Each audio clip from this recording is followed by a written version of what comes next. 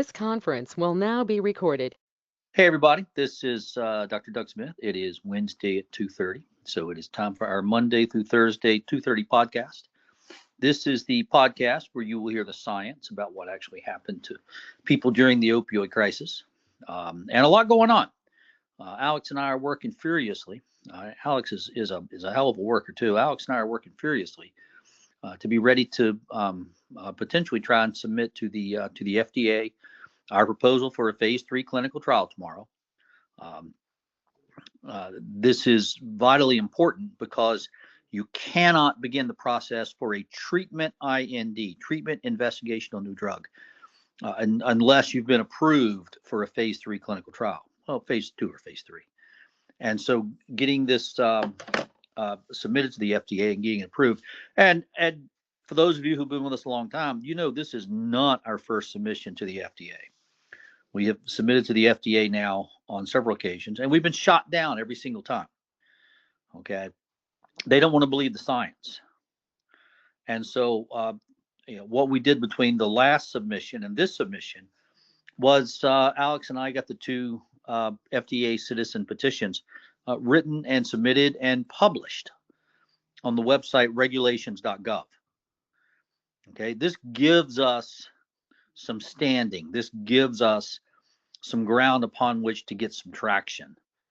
Okay, this gives us an island to stand on to begin to push back against the misinformation that is the FDA, more specifically, not just the FDA, but a division of the FDA called CDER, CDER, Center for Drug Evaluation and Research. And more specifically, not just CDER, but the division of CDER that oversees anesthesia, addiction, and pain medicine. That's where we are.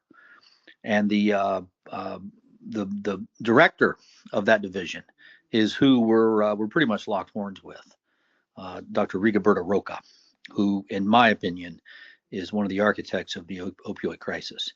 So we're taking the fight straight to them, and that's where we are. So wish us luck.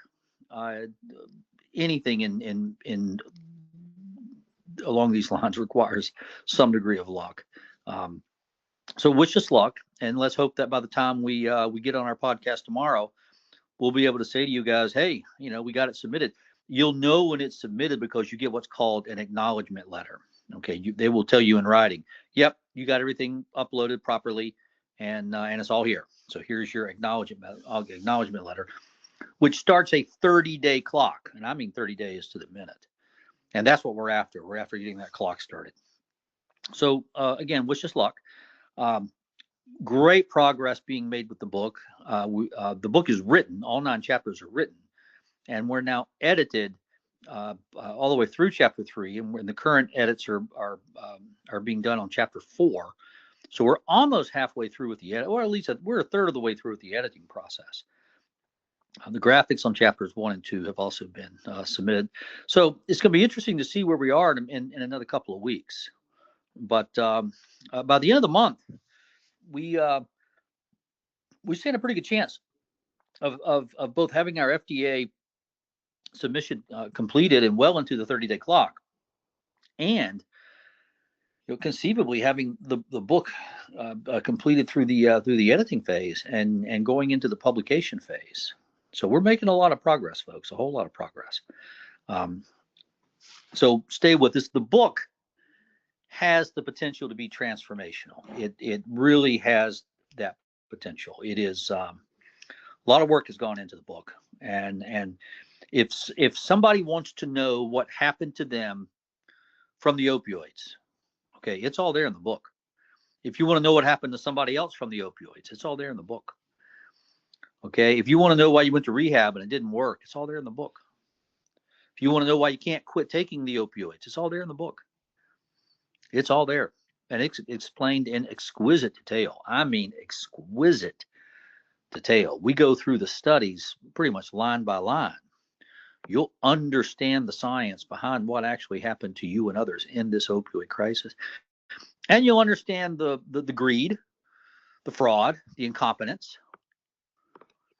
Okay, Part of what I'm working on right now is better clarification in chapter 5, where we're really trying to make clear, what was the one moment that caused the opioid crisis?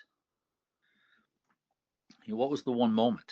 And it was the DEA allowing Johnson and Johnson to exclude thebane from the 80-20 rule. Okay, now I know for those of you who are listening, those words make absolutely no sense. It doesn't mean anything to you. Okay, but it's all in the book. You'll understand what the 80-20 rule was. You'll understand what thebane was. You'll understand why the FDA allowing thebane to be exempted from the 80-20 rule is what started the roller coaster of the opioid crisis. Okay, it gets into the question of, who's the real sinner here? Is it capitalism? Is that what drove the opioid crisis, or was it a defect in the overseeing bureaucracies? And quite literally, it's pretty obvious.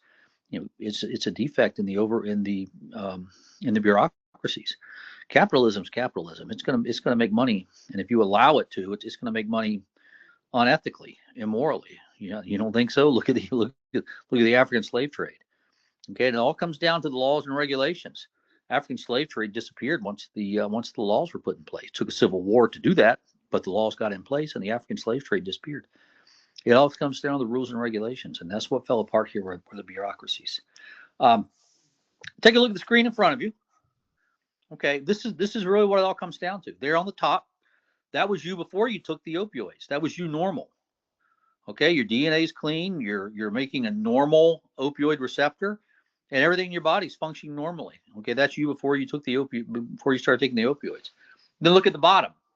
Okay, now you've got a methyl group. Methyl is the C and the 3 H's. C and 3 H's is a methyl group, a carbon and 3 hydrogens. That's a methyl group. Okay, and a methyl group is quite simply just a little off switch for the DNA. That's all it is, just a little off switch. Whatever it binds to, it turns off whatever is underneath it. Okay, the opioids caused abnormal, poisonous, toxic methylation, which went into your DNA and turned off some stuff, and obviously something that got turned off was important. Okay, you no longer had a normal opioid receptor. That's what we're trying to show in the picture there. And then since you no longer had a normal opioid receptor, your body no longer functioned normally. Okay, and that's what we're trying to show in the picture there. Okay, methylation causes an abnormal receptor, which causes abnormalities in the body. And in the book, the science is all there. We'll walk you through all the studies. Gunn, Akira Brody, Dell, Chang, Kinebaum. We'll walk you through the studies. We'll hold your hand and make sure you understand what happened to you and others. And quite frankly, as you go through the book, you're going to get angry. Okay, you're going to want revenge. That's just normal human response. Okay, when you understand the 2 wrongs that were done to you, there were 2 wrongs that were done to you. Number 1, you were poisoned. You were genetically poisoned. That was the first wrong. You were genetically poisoned. And number 2, after you were genetically poisoned, you were given the wrong diagnosis. 2 wrongs were done to you. Number 1, you were genetically poisoned, and then after the genetically poisoned, you were given the wrong diagnosis. You weren't diagnosed with genetic poisoning. You were diagnosed with some mental health make-believe fairy tale called opioid addiction. You weren't an opioid addict. You were genetically damaged, and that genetic damage caused a faulty opioid receptor, and that faulty opioid receptor made you feel sick when you tried to stop taking the opioids. So we'll hold here for today. We try to keep these podcasts, 8, 10 minutes, somewhere in that time frame, so that people can listen to them a little bit every day, and it's not overwhelming. We're not going to go on for 2 hours. As always, don't forget to like and subscribe to us. Don't forget to post this podcast on your social media, everybody else's social media, and wish us luck on the FDA submission. And we will see everybody tomorrow. Thank you.